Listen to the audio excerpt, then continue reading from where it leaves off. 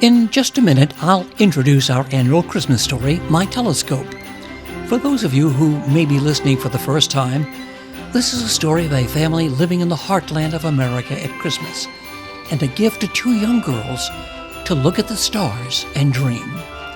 I hope you will enjoy our Christmas story, and may it bring back fond memories of your days at Christmas. And now, My Telescope. Welcome, and thanks for joining me today. I'm Dawn Meyer, Space Coast News Editor. In December of 1968, I was a young girl growing up in rural Ohio. My family followed the space program very closely, watching all of the launches and milestones on TV. That Christmas Eve, one of the gifts that my parents had given me and my sister was a telescope so we could look at the moon and the stars.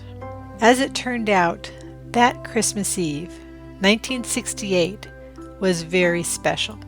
The crew of Apollo 8, Frank Borman, Jim Lovell, and Bill Anders, were going to become the first humans to orbit another world. They were going to orbit the moon.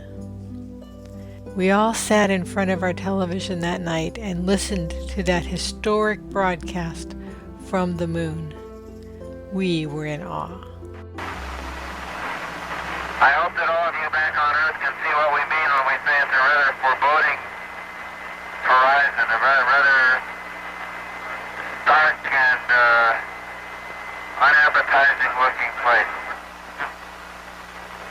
We're now going over approaching one of our future landing sites, selected in this smooth region to call the Sea of Tranquility, smooth in order to make it easy for the initial landing attempt, in order to preclude having to dodge mountains.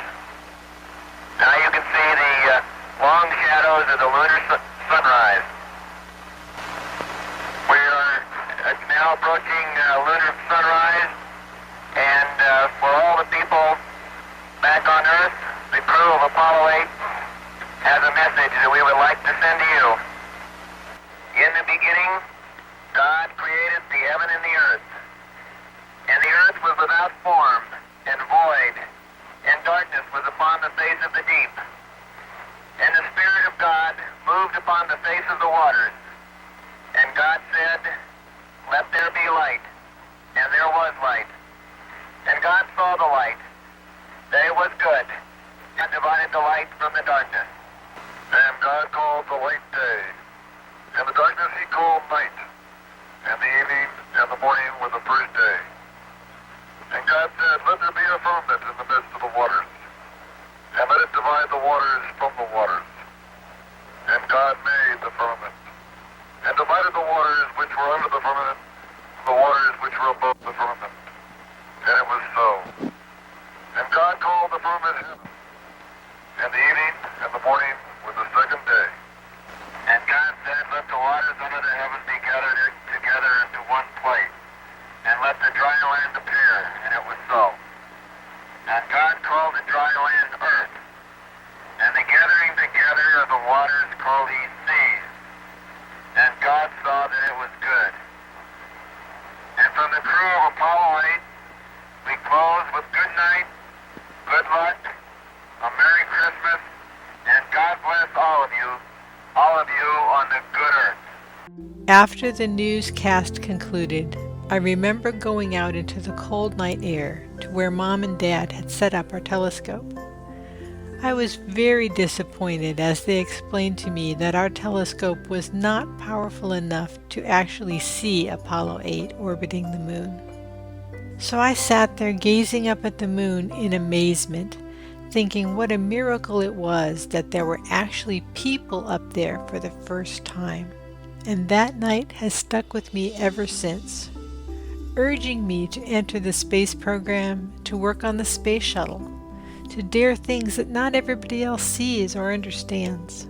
And the closing words of their transmission as they gazed down at us, back at us, on the Earth, from the moon, still ring in my ears. And from the crew of Apollo 8, we close with good night, good luck, a Merry Christmas, and God bless all of you on the good earth. And from Florida's Space Coast, this is Dawn Meyer for About Space Today. I wish you a Merry Christmas, and God bless all of you on the good earth.